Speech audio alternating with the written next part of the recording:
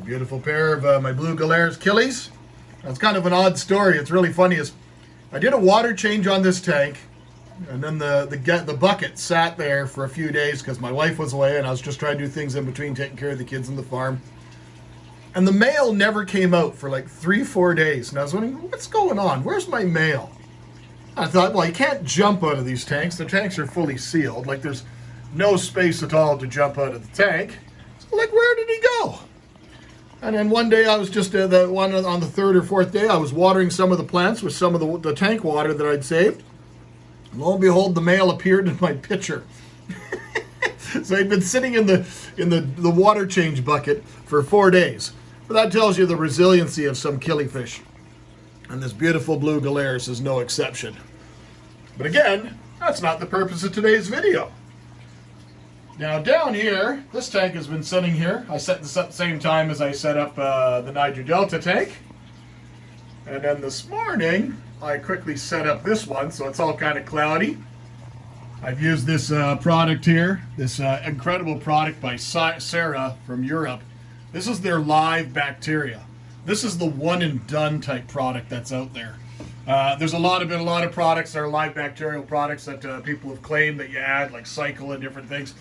But they really aren't one and done, and this one truly is. This one you can set up a tank from scratch and instantly get your nitrifying bacteria ready to go.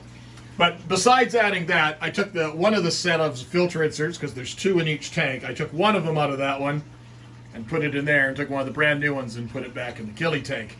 Because we have fish coming today, and we got to head to the airport and pick up some fish.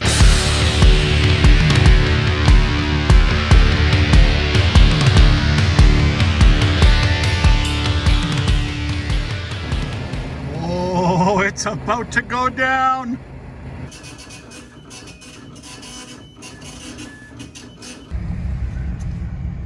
So I drive an hour and a half to come pick up a giant box of fish, and the University of Manitoba sends this massive panel truck to pick up a small box with 6 mice in it. Good use of resources. All right, let's get unboxing this incredible box from my dear friend Oliver Lucanus over in Montreal. Just a little note there, that's not a marijuana plant, that's a false Aurelia plant for one of my gecko terrariums that I'm building. Just wanted to clear that. See what's in here. Oh, this is the little tiny treat that he decided to send me. I was just talking with Oliver on the phone about this particular fish. I can't remember the name, I'll have to look it up again, but it says it's a little brown nondescript catfish. It says the only time you'll see it is when you're landing it. It's a South American fish. It says it's brown, mottled in brown. It's going to hide all the time, but he says it's got a beard like me, so he thought he'd send me one to try it out. He says I'm going to fall in love with it. And Oliver, who spent a lot of time collecting in South America, they don't use rubber bands, and I've probably told you guys that before. They don't use rubber bands because rubber will deteriorate very, very quickly in the jungle, so they always use zip ties. And they don't cut them off because then it would be sharp. So it's a nice edge. So Oliver does the same thing for shipping all over the world. So I've started a slow drip. Now this tank is just recently set up. As I mentioned earlier, I did set it up with the Sarah Bio-Nitrific, which is the living bacteria. I used water from existing tanks that were similar. Got some nice botanicals in there, a little bit of tint. These guys are going to do well. So we're doing a little bit of slow drip. The weight just holds the drip line in place. I could slow it down or speed it up. And there are the 3 beautiful cichlids in there. I don't know if you guys can tell what they are yet, because I can tell you once we do release them, we probably won't see them for a few days. But I'm absolutely ecstatic to have these fish finally in the fish house.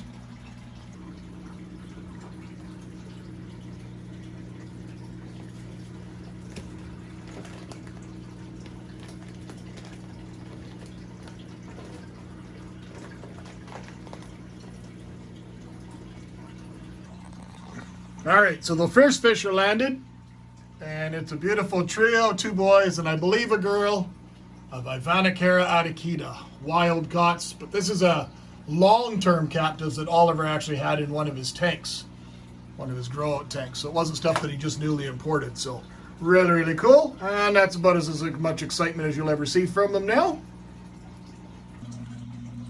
Now we're just dripping our group of Hyphesobricon melanostichos. This is a Hyphesobricon. It's a Characin species, but it's actually fairly blue. Obviously, you can tell. Look at how beautiful blue they are. Now the airline you see there, that's actually purple, and the fish are bright blue. No matter what anybody tells you, those are bright blue. And then there's that little, as he calls it, the bearded Biggs fish, the little mottled catfish there. Can't remember the name of it. There's some pretty stressed out little cories. Yeah, look at that jerk cichlid being a jerk. Those cories aren't even mine. Leave them alone. These are Corydoras CW104. And they're going to be going to my friend in Saskatoon. I'll let them settle in. Then we'll give them some more wood and some more cover. These are those absolute monster Synodontis burchardi. We cleared them out before shipping, so they look a little bit thin right now, but that's no issue whatsoever. For now, we're going to be breaking one of my absolute cardinal rules, is we're going to be dripping them and putting them directly into the Congo tank. I know the glass is absolutely filthy. Wasn't intending on showing you guys the tank today. Haven't been home much, but the water quality is great. No issues. And these fish are not new imports. They've been long-term captives in one of Oliver's display tanks. So I'm going to take that risk and not put them in a quarantine tank. Nothing against Oliver. It's just something I normally don't do. But I've kind of run out of tanks for all the different stuff because I'm housing stuff for other people too for right now. So hopefully everything should be fine. So after I've acclimatized the water chemistry from here into the waters in here. Now you probably didn't see it, but when I released the fish from the travel bags into the bucket, I actually removed the bulk of the water. So there was only, the fish were pretty much just covered with a little bit of water. Usually there's often additives in the water, so usually I won't even bother testing the water. And because these ones came only a short distance, I don't expect the water chemistry to be altered all that much. So we've gone and done the drip, acclimatized them to my water chemistry. I manufacture my own water using reverse osmosis. And then I use a soft net, which is one of the white nets. Put the link to the video about nets up in the corner so you guys understand why we use this net. I'm not going to tell you, it's a secret. You got to watch the other video. And then I go and transfer the fish over there. And then we're just going to let them settle in. Of course, I still have to catch this silly catfish. And being a silly little catfish, it's probably highly venomous, because that's the kind of things that we would do to each other. Yeah, we'll let the little catfish go. And as Oliver said, that's probably the last I'll ever see of the catfish, but he lied. It's right there. I see it. It's hiding behind a rock.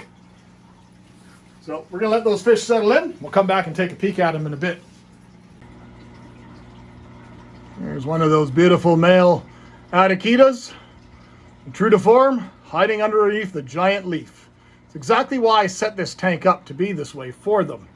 They've got different shelters, different spawning caves, but similar to Apistogrammas, they're going to eke out their entire existence in the shallows amongst all the leaf litter. But this one is absolutely an outstanding species. And these are, even though they've only been in the tank for a few minutes, they've completely changed their color. And I love the fact that they're so incredibly different than any of the other Kerasin species that I currently have. I think these are absolutely awesome. I can't wait to see how they're going to settle in and color up, once, they've got good lights and there's plant growth. This tank has been running for a couple of months now. I think they look incredible. Now, the one thing that I do want to point out is Oliver Lucanus, he's world-renowned for not only for himself and his collecting and so forth, but the quality of fish that he imports are absolutely world-renowned and top-notch. So sometimes when it comes to looking for fish, sometimes I just ask Oliver, I say, just send me something that you think would work really, really well with such and such. And he always has delivered. Every single time I've asked for anything, he's always delivered over and above my expectations. So I really, truly cannot recommend him higher than anybody else. Oliver Lucanus at blowwater.com. Can anybody see the catfish? Can you see the little catfish Oliver sent me? You can't, can you? Nope, I can't either. It wasn't a trick question. It's just, we don't know where it went, but it's in the water in this tank somewhere. And Oliver's right. Never going to see it again. All right, let's release these Synodontis. Now this is a fish that I'd ordered on the original Congo order, about a year and a half ago when I got those elephant nose in. And then we had that catastrophe while I was away. So these are ones that he's had long-term captive. And that was one I wanted before, so I finally got them now. They are my favorite Synodontis catfish. So they're only about 10 or so minutes out of the bag. Offered them some frozen bloodworms, and they took to it with gusto. So they're going to do just fine. So hopefully you guys enjoyed today's video. I know it was kind of a messy video, but I just thought I'd show you guys all the new stuff that came into the lair. So until next time, my friends, take care.